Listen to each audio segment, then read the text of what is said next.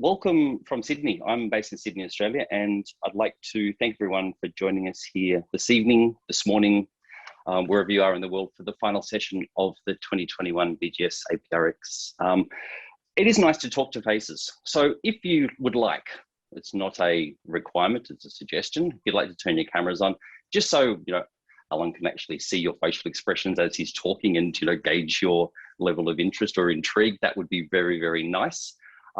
You are muted and you are not able to unmute yourself. So I suppose outside of this, we can't have any Zoom bombers. The downside is if you want to ask a question, what you'll have to do at the end is either raise your hand or please use the chat and we will actually unmute you. Over the past 3 weeks, the alumni chapters in New Zealand, Hong Kong, and here in Australia have brought together three of what we would say is the brightest minds in leadership. We've had Dr. Harold Hillman from New Zealand, Teddy Liu from Hong Kong, and tonight we've got Alan Hargreaves here from Australia.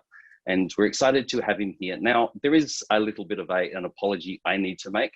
Alan and I had a chat this morning and we decided you need to learn from your mistakes. We did advertise this evening was going to be about diversity. We're going to take a wider view than just diversity. And so tonight's actually going to be on leadership. It doesn't have to be complicated. It's something which I suppose is very apt and it does fit very keenly into this year's theme of leadership. Over the last 18 months, we've all experienced COVID and the ups and downs that come with that. And here in Sydney, we're currently back on lockdown, the same as a lot of other cities around Australia and places around the world. So we've had to learn to adapt, to change, to recognize that things aren't going to stay the same. I would like to introduce Mandy, who is the president of the Hong Kong alumni chapter, and Alex, the president of the New Zealand alumni chapter. That the three of us has basically, been going through and trying to work out ways to connect people within the Asia Pacific with each other, as well as those in the broader world. I'd also like to acknowledge and thank Christina Ulrich for being here tonight. Now, she is not going to turn her camera on, and the reason being is it's 3 a.m. in St. Louis. So Christina has been given the privilege of leaving her camera off for obvious reasons. Christina, she's the interim executive director of BGS. She is the person who runs BGS headquarters and makes a lot of the decisions and puts forward plans for us. So I would like to thank and acknowledge Christina for the third week in a row, giving up quite a lot of her sleep to be able to join us in these meetings. This is the first ever BGS event where we've actually had a collaboration between various alumni chapters. Outside of the Global Leadership Summit, which is organised by BGS HQ, this is actually the first time we've actually connected members throughout the world. I suppose thankfully for COVID, we've learned how to Zoom. We've learned how to be able to connect remotely, which has been beneficial. As BGS members, we are what you would say the best in business. We're at the top 10% of undergraduate and postgraduate students in the top 5% of universities around the world, the universities that have been accredited by AACSB. BGS Asia Pacific region group that we've set up, we want to assist members to find meaningful connections. We want you to be actually able to connect with each other. So for that, say hi in the chat, put in your LinkedIn URL so people can connect with you. As I've noticed, someone has just done, thank you. Just to be able to forge connections with each other. I would like to now introduce Xiaoji Zhang, that BGS has a scholarship program that where different chapters around the world, different alumni chapters around the world offer a scholarship to a student to advance their education. And the 2021 recipient of the Australian Alumni Chapter's scholarship is Xiaoji, and he's going to act as MC for the remainder of the night. So I will put myself on mute and I shall hand it over. Thank you, Xiaoji. Thank you, Wes. I would like to also everyone to the last speaker of the 2021 APR-X, and thanks the BGS Alumni Chapter in Australia, Hong Kong, and New Zealand for organizing this event to connect the BGS members in Asia and Pacific and around the world. On a personal note, I'd like to thank the BGS Alumni Chapter for selecting me as a recipient of the 2021 BGS Alumni Scholarship. The scholarship will certainly assist me in completion of my degree at the University of Sydney Business School. It's my privilege to introduce today's speaker, Alan Hargreaves. Alan has spent 35 years in financial service and business consulting. His approach to management is highly effective, yet inspiredly simple. It's focused on real issue rather than strategic principle. His innovation mix of personal and collaborating action bring immediate traction. If I could quote Ita Buttrus, the founder of Clio and current chair of Australia Broadcasting Corporation, effective management often means thinking outside of the square. Alan Hargreaves does this brilliantly. His simple rule of success will streamline your decision-making and your life. Alan is author of management book, Richard, published by John Valley and Son, and he collaborated with cartoonist Patrick Cook to publish 60-Second Richard. The latest book, Management Reboot, was released by Wilkinson Publishing in January 2017. I highly recommend you read those three publications for inspiration and make things happen. Alan is an economic graduate from University of Sydney. His work extensively in international finance and has built business in Hong Kong, Singapore, and New York. Since returning to Australia, he has managed his own private investment trust. He had excellent presentational skill and has worked with business audience through both radio and television. His private equity has advisory service span IT, media, property, finance, communication, and retail. Alan remained heavily engaged in Asian business. He's the director of Singapore Precision Electronic Manufacturing, Beyonics. Also, he's an advisor to several Asian venture capital funds and sits on the advisory board of Hong Kong-based private equity firm, Kwei Partners. Alan is regularly engaged as speaker, consultant, and mentor. His passion is business, boats, and breeding horses. Thank you, Alan, for being part of APR-X 2021. Please welcome Alan. Thank you very much, Xiaojing. Very kind of you to say all that. Yeah, look, it's a pleasure to be here. I really like what your organisation is trying to do. As someone who's spent so much of my life in Asia, I'm sure we were saying before we started, though, my children were born in Asia. We still have a lot of close connections. I'm up and down, well, prior to COVID, I was still up and down there at least half a dozen times a year. And but now I'm also, the downside is I'm also 71 years old, so I'm probably doing a little less travel, a little less work as we carry on. But I was honoured really to be asked, and I really hope what you're putting together can have a positive impact on relationships right across this part of the world, because there are wonderful cultures who can get together here and do something very special. So I'm very glad to see you all. I'm very glad to hear what you're doing.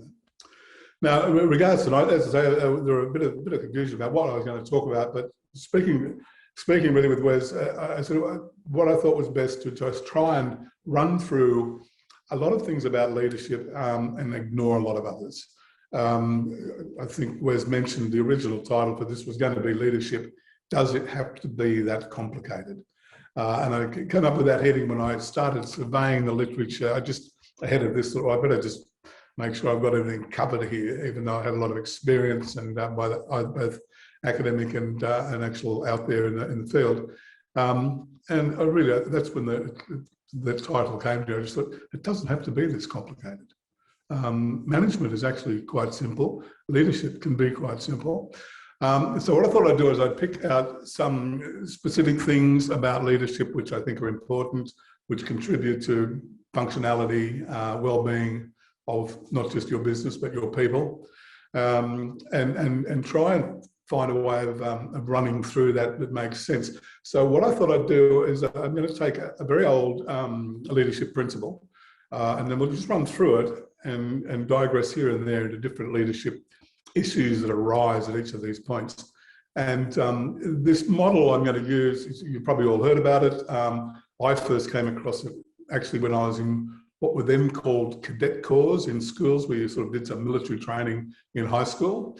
And at the officers course that I was sent on in 1966, I know that's a long time ago, but quite honestly, not a lot has changed in some ways. And that was the idea of the helicopter view. So I'm just going to run through using the helicopter view to run through a sort of a litany of leadership issues and things we can do and how they fit in with all that. The leadership view itself is actually a leadership principle as far as I'm concerned. And it runs through, you know, first you have to rise up and look down. You have to look around for where your goals are. You can see from that height what the dangers are. You can see, well, I'm going to need this sort of support or these sort of people. You can see where the dangers are. You can see who might be best at handling different situations. And I'll end coming up with what's currently, I suppose, a very vogue subject in management and leadership, and that's the need for really having a lot of resilience, particularly in the times we've been going through recently. So I'd like you all to think about this as we go through it. To start with, number one, rise above it. This is important for two reasons. One is the obvious. If you can actually rise and say, okay, there's the whole terrain, there is the landscape I have to deal with. The most important thing, though, about rising above it is you rise above it. Don't get stuck in the emotions. You may, all the minutiae that you have as management. It's doing the helicopter view is not just looking at being up there to be able to see where everything is. It's actually lifting yourself out of the day-to-day pressure that you're often under. So you're up there and you're looking around, and you can see the hill you're trying to go to. You can see your people. You can see you too, and you can look down and say, not comfortable with this, or yeah, I think I'm right. Maybe I can leave this, or maybe I can't. It's a good time to look at yourself from this height, where you're another player in the terrain of what you're doing.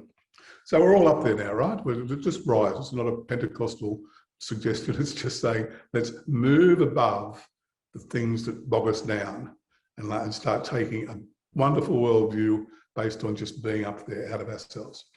So we're looking. So this is good. We've got clarity now. We can look around and say what's going on. So too, you know, where is the hill?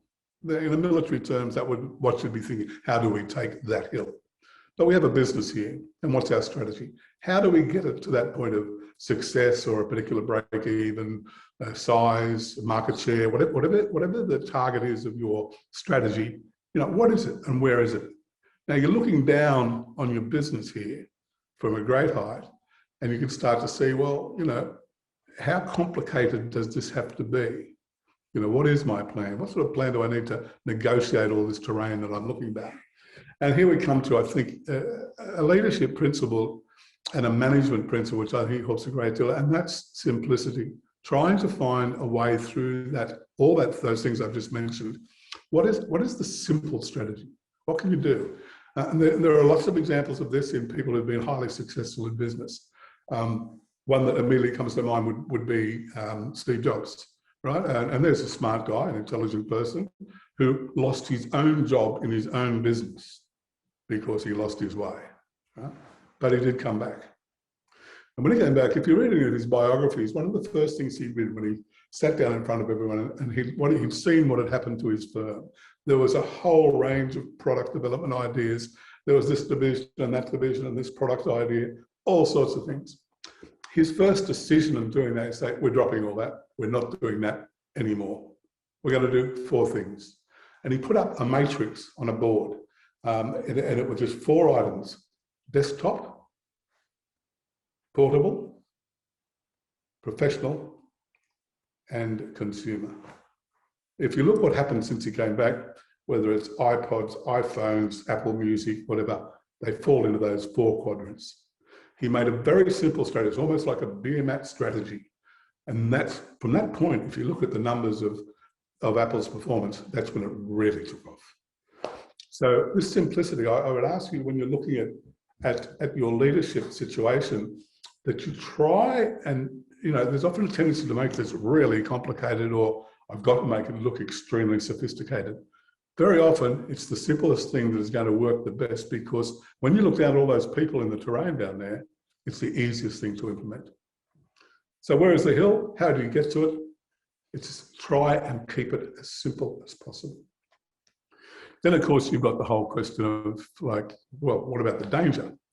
Now, in a military thing, you'd be looking at, who's coming in from the flanks, where can we get knocked off there?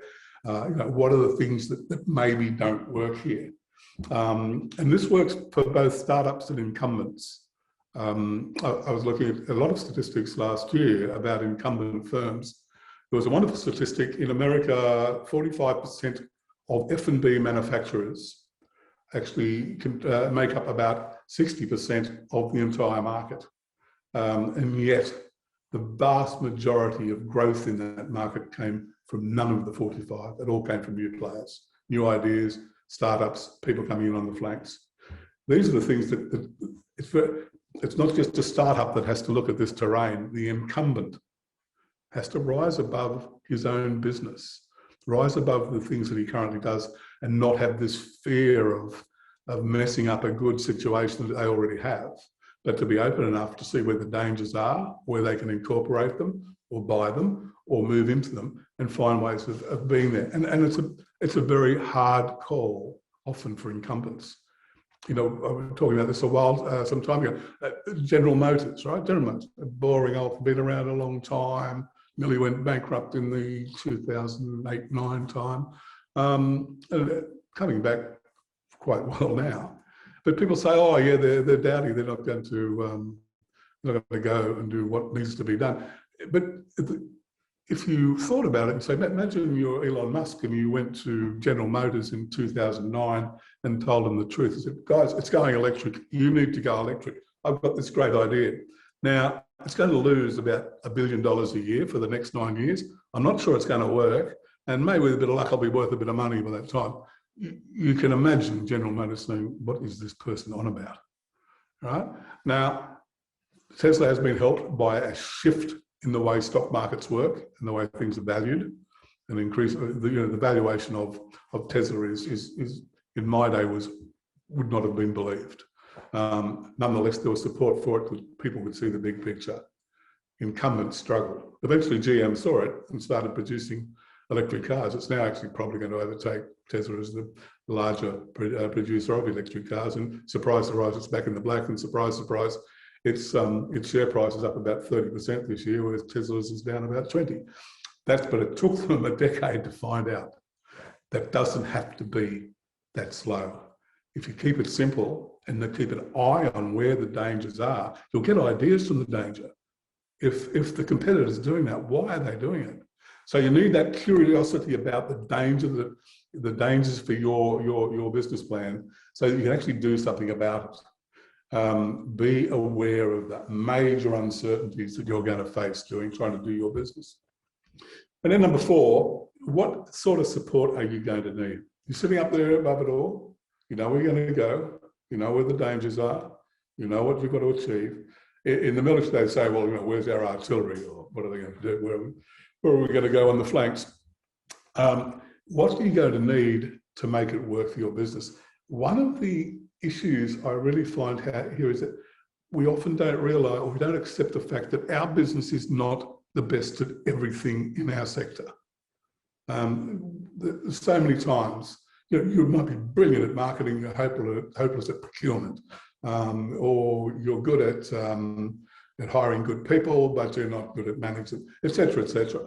And you need things along the way. One of the things that these last 2 years have really made clear to most business people, I think, and that's this whole hybrid model argument is actually opening the door to a much greater flexible business. It accepts, by definition, there are things that you're either not good at or someone else is going to do it better, and you might as well farm it out, outsource it, work from home with it, however you're going to do it. And you can go to your areas where you're not good and say, good, we're going to do that. That gives you so much more flexibility. It gives so much more capability of your own disrupting yourself, which really is the key to incumbents staying in business in a lot of ways. Because if you look around, you may not have the people on board or the ideas on board or the strategy in place to come up with a great new initiative, right? But you could probably find on an outsourced basis, you can get this and that and put together a prototype and beta test it without having a full-time employee running it and see if it works or not. A, you've curbed your risk. B, you've got some people who can teach you how to put it together. C, you may be able to turn around and use them to pivot to another alternative because your idea didn't work anyhow. So this whole idea of hybrid is actually, it's not so much about the focus, which at the moment is just purely down on work from home.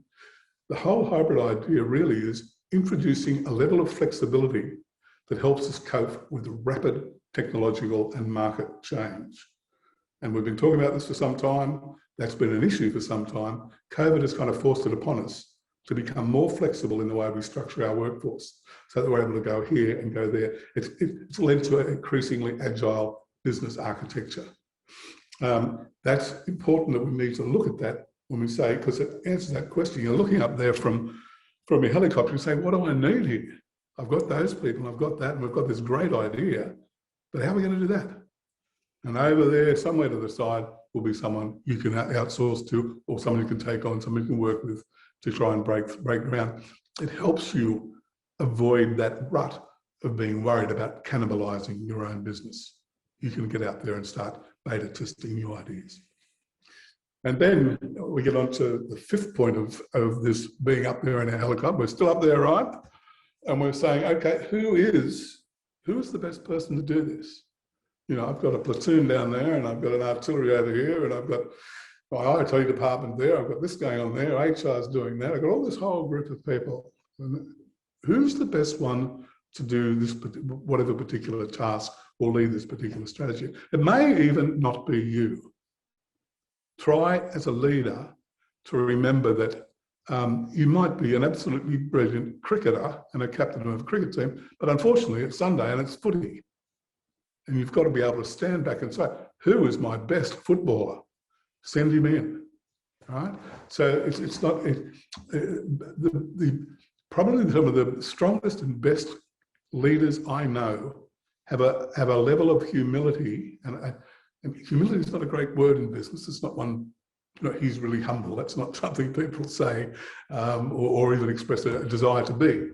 But it depends on your definition. And for the purpose of what we're talking about here, humility is not feeling as if you're better than and good at everything. It's not feeling that you're not good enough or not good at enough things. It's just saying, I'm here, I'm authentic.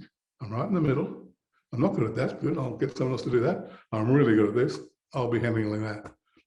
That allows you to play to your strengths and be comfortable with your weaknesses. So humility is not on my list here, but it's something I think if we have a comfortable view of it, it allows us to be authentic leaders, doing the things that we're really good at and ensuring that other people are doing things we're not good at, and we're picking people who are good at those things. And this is where I think it touches on what we've talked about earlier about, you know, where does diversity fit in all this? It's not just, when we talk about diversity, I don't want to just talk about these things of, you know, men and women, colour, race, whatever, binary, non-binary, all these words we have today. It's more than that. It's actual individual people, regardless of all those things. You know, a lot of my life was running a broking business across Asia. When I went to New York, because we needed to restructure our US business, I parachuted in there to do a 4-year stint to sort that out. And I looked at our sales team and we had to ensure who was the best and get the right person on the right clients. The best, you would think, oh, who's the extrovert? Who's the guy out there who's going to always bang on sales and so on? Ultimately, the best person we had was, I hope she's not listening, an introverted saleswoman. And her clients just absolutely loved her. Now, she didn't stand up on the trading floor and make a lot of noise. She wasn't a wild party girl or whatever. She wasn't outgoing. She's quite introverted. But I remember talking to one of her clients saying, why do you like this service? Why is it working so well? And said, because she's just honest. She's just authentic. You know, I remember she never had to look up the name of the client's children. She just knew them. She cared about his family. It was across the board on all her business. You know, she'd see that client and say, "How's little Bobby going at basketball?" You know, and it was just like part of a chat. It wasn't a sales pitch. It was just she was able to be there. And I often found that, you know, often the types that you expect to be good aren't necessarily good. Just before I came up, I looked at one more thing about other things about diversity which don't just focus on everything what everyone's talking about at the moment, and it's all to do with people of all sorts. And that had 4 points here. It found that there were studies showing that people from different education systems, the education of different countries, often produce people more capable of business management. Right? People with high IQs often lack business skills. Sorry, guys, I know you're all very bright and you've got high IQs. I'm sure you're all going to be wonderful, but it's not a given. It's not a given that just because some kid's good in class that he's going to actually have business skills or be able to execute them. And how about this? Some quite good studies showing that smart people produce better results more often when they're working with dumber people. Now, maybe it forces them to a leadership position. And I'm not quite sure whether we should just use the word smart and dumb. It's probably oversimplifying, but it always reminds me of that. I don't know, there was a movie around when you guys were either not born or younger, called Home Alone, where the smart guy and the dumb guy are trying to break into a house, and the smart guy is thinking of how do they get over this? We could do this, and then suddenly the other guy, the dumb guy, appears on the other side of the fence, and he said, "How did you do it?" He said, "I walked through the gate." And that sort of example is there often in business where this last one here, another one by the mix of generations, I'm not saying that because I'm here, but a mix of generations is often better for producing ideas, diverse ideas, questioning ideas than single generation businesses, be they young or old.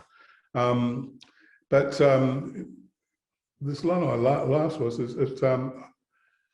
highly focused managers are often found to miss simple solutions obvious to more distracted colleagues. So I mentioned all those things. So we're not just talking about the current focus on normally gender and things like that.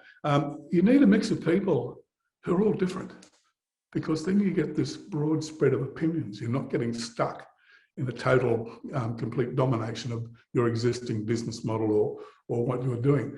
And that's going to bring me down to the last couple of points I want to make in that area. You know, charisma is another one that gets put around a lot. You know, there's been some excellent studies correlating charisma with business performance, and it's not that good a look. One study, Professor Agel, I think it was Stanford, did an excellent study of taking a whole set of so-called charismatic leaders, and people built according to certain criteria as charismatic, and matching that with business performance, and it wasn't that good. It was below the average. It wasn't hugely below the average, but it wasn't up there where you would be expecting it to be. In fact, he also made the point that if the business is going well and is well founded, a charismatic leader can often drive it harder. But he said if it's a troubled company and not struggling with direction, can often drive it down further. I remember he finished his paper with a line which said something like, "It's a very thin line between charisma and dysfunctional narcissism," which possibly captures that difference in performance. So it's, as I say, when you're looking at what you're collecting to make your decisions, you need people to go against the opinion. You need people to come from a different point of view. You need, and it's also the style that helps. There are just two things I'll say about leadership style that I have found impressive. One is probably one of the best leaders I ever worked for did two things. I noticed he did two things. He didn't use the word I very often. He usually used the word we. He would always say, "Yeah, we could try that. Why don't we do this? Thank you. We did a really good job there." And oddly enough, I saw a paper some years ago from Macquarie Graduate School of Management. Excuse me, talking about the Oppo here. But it looked at share price performance and matched it off the number of times CEOs used I or me in annual reports, and they found that share price performance is worse by CEOs who spent a lot of talking about I and me, as opposed to those who talked about we. I think it's probably pretty obvious that that's an inclusive, collaborative term. But the person I'm talking about, it was always us, even if we got it wrong. Even if your own idea was wrong, you'd say, okay, well, we tried it, it didn't work. What will we do now? I can't stress enough that most of the leaders I've ever worked with who either got a sense of class about how they go about it, talk about we. And the other thing about that is that it's a very old style of leadership. Actually was developed in the 50s. It's come and gone a few times. It actually goes back to the initial readings from Lao Tzu, 500 BC or something, about the idea of serving as being the essential part of leadership. And the more you look into it, and I used to watch it with this particular chairman, he was, how do I serve my board? And if you translate it down, I started to pick up on it a while when I was in New York, and we were struggling with quite a difficult situation, and there was a lot of people in the team were not sure. There was a bit of discontent. So I just really, with each individual, just looked at, so how can I serve this person? I don't even like this person, but what can I do to help them? How can I serve? It does two things. It's a little bit like hopping the helicopter from the start, as we said. It gets me off me and thinking about this person, hopefully compassionately, and what can I do to help him handle a particular situation with his client sector. And obviously upwards as well. How can I serve my chairman? How can I serve our shareholders? It's a great thing for getting yourself off yourself and looking at how you manage your team. I found great results from the notion of leadership as a service. Not that I was a great leader, but I just found it worked better when I was off me and on to helping other people do what they did best. So those sort of things to me have been quite important from this diversity point of view. I know all the business I've had, there's always been lots of people, regardless of gender or whatever. And I'm really glad. I have 3 daughters. I'm glad that's helping and happening even more. But I stress diversity at its very root is really just the nature of the group of people you've got, regardless of all those other things. Are they curious?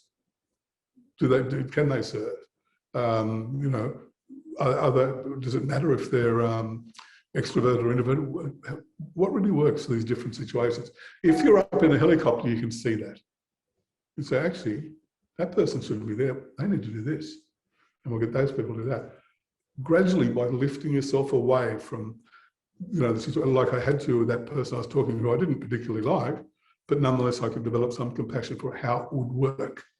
And again, I only got that by rising above it, as we did in the first step of this.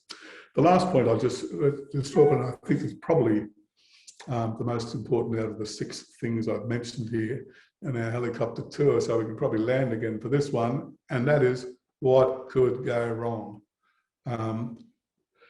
I can remember doing offsites, new strategy offsites that we're putting together. We're going to, grow this business. We're going to grow it extremely well and whatever. But sometimes it doesn't work. Over time, once we really got humming at our offsite, those circles and arrows on the whiteboard and everyone's on song and we're really humming, I would introduce a random number of people from the group. Say, you are from here on the no group. You're going to tell us why none of this will work at all. Some people loved that job. Some people loved to get up and start pulling it apart. But they're all people from different parts of the team. We ended up we'd often do a post-mortem when something hadn't worked. So we started to call these pre-mortems. Let's have a look at not working from the start. And they turned out to be some of the most uplifting brainstorming sessions we ever did. What the result was, it was pretty rare that we binned the idea, because usually the idea we'd gotten to collectively anyhow wasn't a bad idea. But we did bin some of them because some things were pointed out by something no one had even thought of except for this one person who came and said, sort of, what about it? And we go, oh, yeah, what did that happen? But what we did end up was a far more road-tested idea, something we would go forward already aware of where it might go wrong, what we'd have to watch out for. We basically beta tested verbally in these meetings. We wouldn't rule out anything, you know. What it also did for us was, even if we end up going with our main idea, and let's say we've really tested it and we're going to go, we would note that, ooh, don't forget that might go wrong. What will be our emergency procedure if that happens?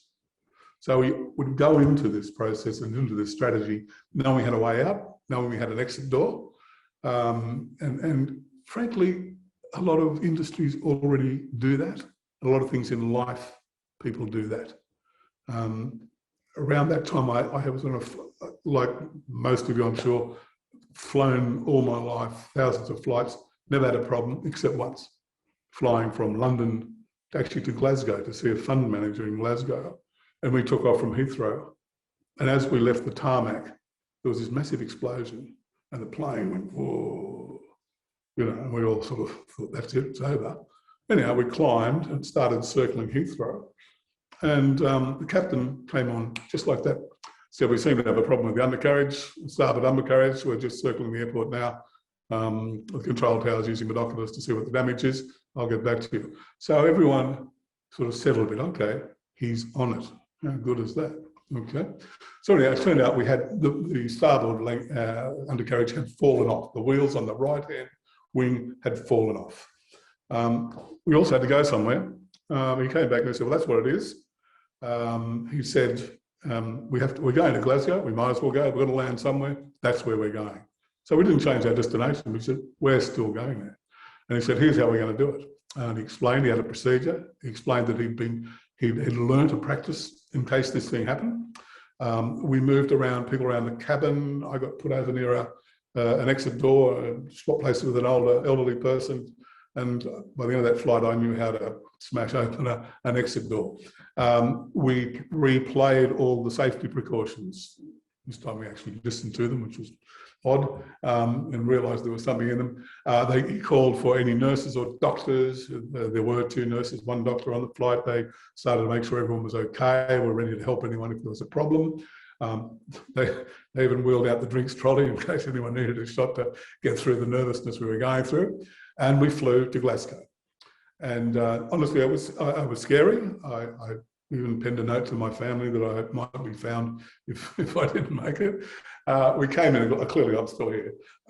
We came into Glasgow. I can remember as we arrived, the fire trucks coming along this side, the Amos, that side, and we finally got to the end where this wheel stopped and went, boom. We just fell over onto that. It was only a mile inaugural. I don't know what we were so worried about. And we all offloaded. Point is though, you know, that pilot does that all the time, but he had a plan if it didn't work out. If something went wrong, this is what we'll do. I've seen so many people do the same thing during COVID, saying, yeah, it's COVID, but here's our goal. We're still going there. We're going to have to change things around. That's where your pre-mortem, your no group, is so handy, because when the need for a detour arrives, you've already got an idea on which one you'll take, how you're going to take it, and how you get to the other side. So I've been talking longer than I thought I was going to, so apologies for that. Thank you for all listening. But perhaps, I'm sorry, Xiaoji, if I pass it back to you, I have questions, I don't know, or whatever you'd like to do from here on. Yeah, thank you, Alan. It's very impressive. I think there are some questions posted on the chat box already from Randy. Sorry, but yeah, they already have some question. And if everyone has some question, you can either post on the chat or you can raise your hand. I can unmute you. So, yeah, can you see the question on the chat? I can see the chat board. I'm looking for a question. I can see. Oh, sorry. Let me go back. Or I can unmute. Hello, everyone. Bang, bang.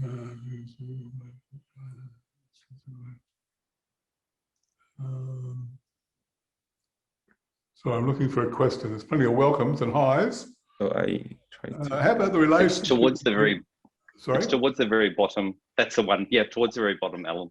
How about the relationship between caring for people and performance? I find senior managers are more focused on performance than caring for people. On the other hand, powerful leaders care more about people and focus less on performance. What is your view on this? What does the data say? Thank you. Look, I think I touched on that when I was mentioning the need for a broad range of people and an ability to, you're not going to like everyone in business. And I don't mean you'll necessarily dislike them, but there's people you'll rub up against. There's people who have a management style or that's not really what you're going to warm to. But I can't stress enough what I was talking about when I introduced this helicopter view. You've frankly got to move above that. You've got to remember you're better than this. Especially you lot. Look, you're all very highly competent, well-qualified people. You don't need to look down on anyone because you should be extremely comfortable that you're in pretty good shape. And you've done a pretty good job so far to get where you are. And you'll probably go a lot further as long as you stay that authentic self. I agree with this question that I have often found people who are so bottom line driven, they drive away some of their best staff. If you're bottom line driven, then what you need to do is ask your people, how can we keep on this, but keep you on the job and enjoying the job? How can I serve you people? What can I do for you? I can't understate how important this whole service idea is.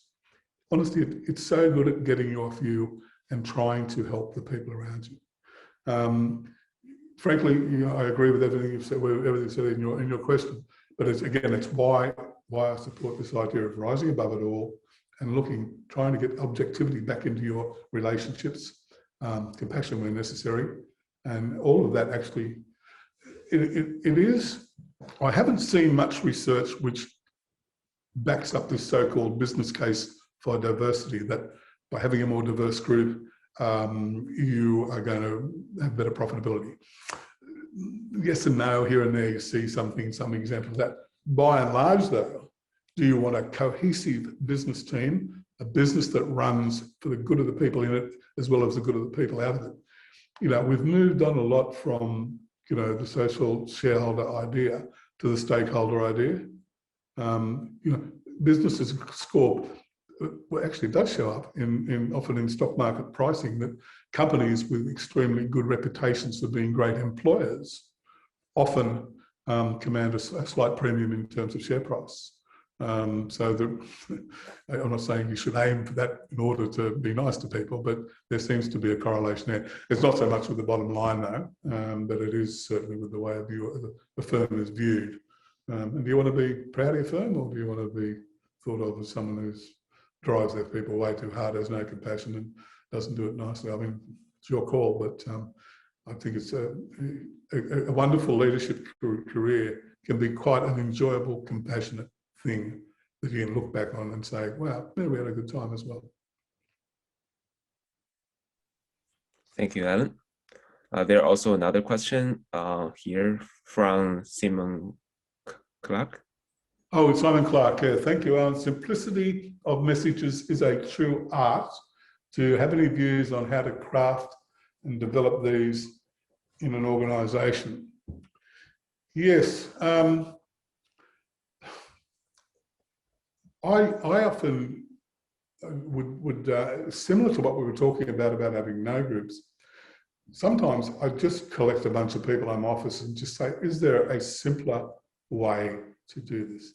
Are we overcomplicating this? And once once you get people in and you ask them, this stuff comes out of the blue.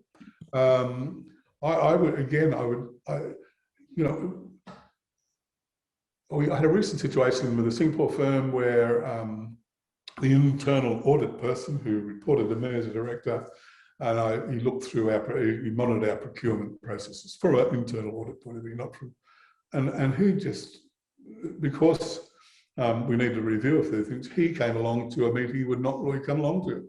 And he just said, why are you doing it that way? Wouldn't it be a lot simpler if we did this?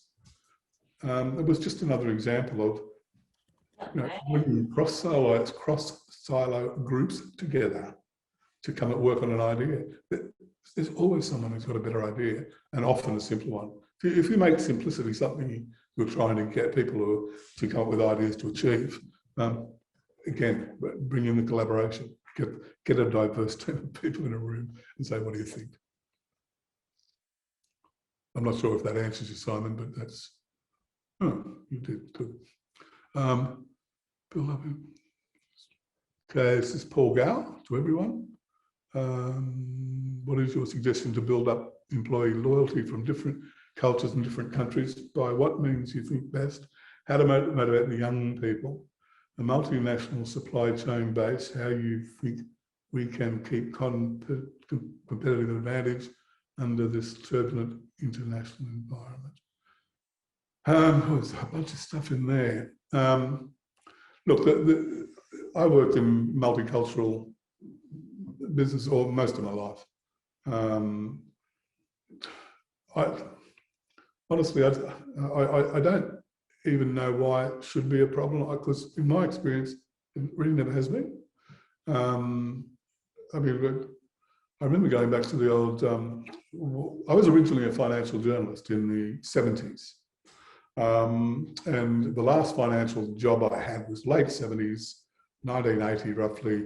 I was the financial editor for what was then, it might still be, Radio Television Hong Kong. We had a huge newsroom in a place called Broadcast Drive in Hong Kong. There were probably 20 reporters, journalists on the Cantonese speaking team, and another 20 was on the English language channel. We worked together totally, constantly. You know, we were trying to track stories. So if I had a good story, I would call Andrew, our mate of mine, and say, our son, look, this. He'd do the same to me. We just worked together. I didn't find that difficult.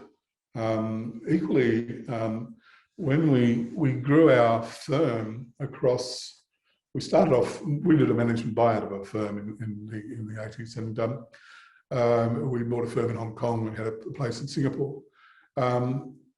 We just relied on the cultural abilities of the people in the places that we moved into. We had a very mixed, you know, we had I suppose a multicultural board, and there was someone from everywhere. I was saying before, it didn't matter whether we were opening a new office in Seoul or whether we were, I remember buying the first foreign seed in Shenzhen in about 91, I think it was, I can't remember. But we didn't find the business any different. I can't remember finding the business any different. And again, it comes back to acceptance that I could remember times when I would say, look, this is a Korean issue that I maybe don't get, you know, tell me, how's it going to work? What do you want to do? Really allowing the cultural background of the people in question in the country we're working in to come up with ideas of, you know, how's the best way to go about this? You know, the Western thing I'd learned may not be the way to go. Honestly, I can't remember that being a problem. We had a lot of loyalty, a lot of cross-border loyalty. And I was just trying to think of another example, but it was more, a lot of the things we did, I like to say they were great strategies, but it was often just a good idea at the time. When we bought the firm, it was in Hong Kong and Singapore, and there was no stock exchange in Malaysia at the time. And then Malaysia opened a stock market, and a few years later they took all the plantation stocks which previously traded in Singapore and put them on the Kuala Lumpur Stock Exchange. And our clients were saying, well, what are we going to do? Because they like dealing with us.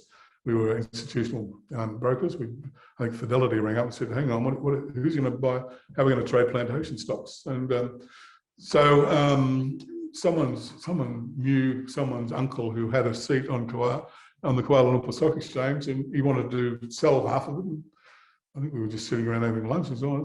Well, maybe, yeah, that's probably not a bad idea. when I tell this story in other circles, I explain how we made this strategic decision to move into the Malaysian market. But basically, it was just, yeah, let's just hop in. And then a year later, Thailand was all the rage. We moved to Thailand, then to Taiwan. Then we opened in Seoul, then in Manila, then, as I say, the Shenzhen and Shanghai. And we grew into 12 markets over a period of about 10 years. We eventually sold the firm to an international bank. But I can't remember at any time, as long as we treated each other with respect, and that we understood, there were different requirements for different cultures and different things mattered, and we respected them. And also we called upon the people in those cultures to give us, to come up with the ideas of how we should manage something. I think it's a matter of as much mutual respect as you can come up with. You'd end up getting a reasonable result. I don't know what was the other thing you asked? Multinational supply chains. Yeah, well, it's probably going to get tougher, I think, as far as I'm concerned. The microchip shortage starting to really impact on some businesses. There's certainly I've noticed from the private equity side, a lot of people wanting to buy more varied supply chains, realising that you can't depend on one or the other.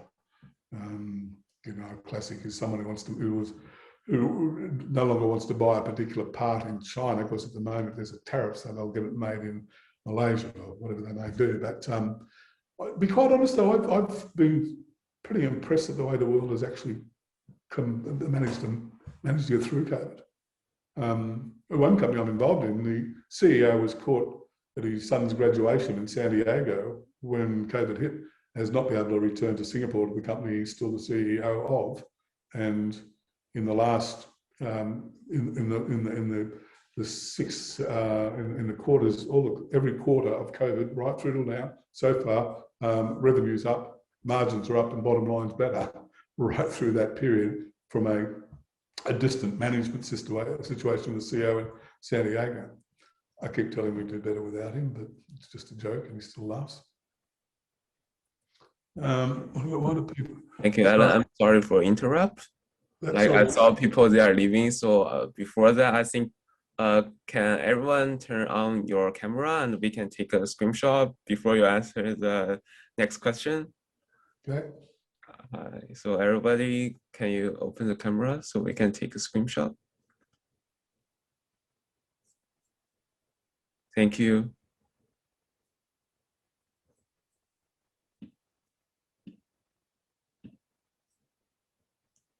Yes, is that good?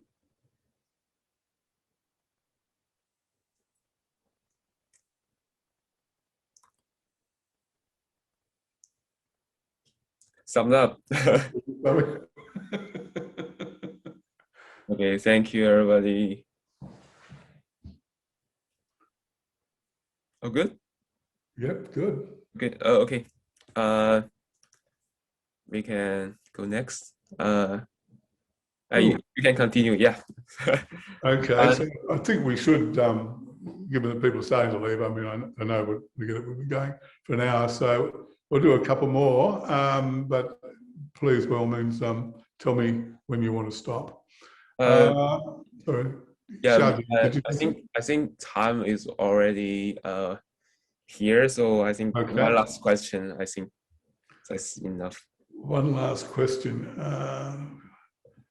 Is it only one question left right now, right? So yeah, okay. Why do people make things hard and complex in general? It makes sense to make things simple, efficient.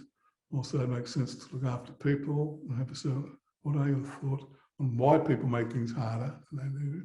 Why does someone not recognise it? Instantly get your thoughts. It's an easy business case to make other.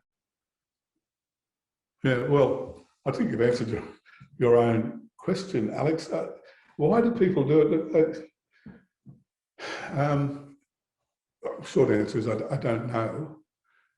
All I can say that from the leader's perspective, there is something I really do think it's up to a leader to address those issues. It's up to a leader to look at servant leadership. It's up to a leader to have compassion for someone who's struggling. Often it's just asking simple questions about, if it's not working, is there some other way we can go at this? I think the onus really is on the person at the top. I don't just mean the CEO. I mean, we all start our leadership journey from managing a couple of people in our team or something, and then getting up to a section, and then growing into a sector, and then suddenly you've got a trading room, or whatever you're managing. But I think the onus is ultimately, the best leaders I know are like that. The people who make things work are leaders who, I'll go back to my helicopter, and that's what if it's not working, jump in the helicopter and get out of it. Get out, move yourself, move up, look down and see what's happening. Because when you look down there, you'll see you as well. And you can start to say, well, what am I doing? What am I doing here that works? Okay, he's doing that. That's not going so good, but what can I do about sorting that? Because that's your job. You're meant to be leading a lot of people. People are led best by people who look after them. And the most successful teams are the ones that are appropriately led by people who care, look out for each other, and understand that diversity is all sorts of things. It's not just the things we talk about in the press today. It's like I said, it's smart and dumb and sharp and IQ and not and whatever. And